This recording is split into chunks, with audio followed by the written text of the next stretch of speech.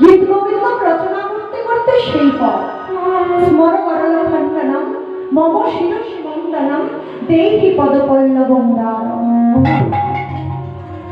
জয়দেব লিখতে পারল না, লিখতে লিখতে থেমে গেল। ভগবান আজ বলছে ভক্তের চরণ আমার মস্তকে। আমি যদি এ কথা লিখি বৈষ্ণব সমাজ আমার দিকে আঙুল তুলবে। জয়দেব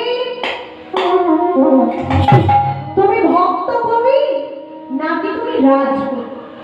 যদি তুমি রাজকবি হও তাহলে রাজা জীবনের জন্য তুমি যা খুশি লিখতে পারো।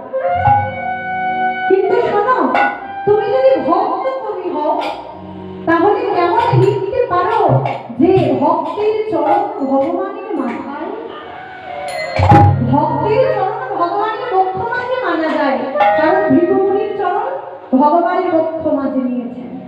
কিন্তু ভক্তের চরণ ভগবানের মাথায় একথা কি করে লিখতে পারি? না না, একথা লিখবো না, থাক, যতটা লিখেছি থাক। স্মর করল খণ্ডনম মম শিরসি বন্দনম। পরের পদ লিখতে পারলো না, দেহি পদপল্লবম উদারম। রেখে দিয়ে পদ্মাবতীকে বলছে, পদ্মা পদ্মা আমার তেলের পাত্র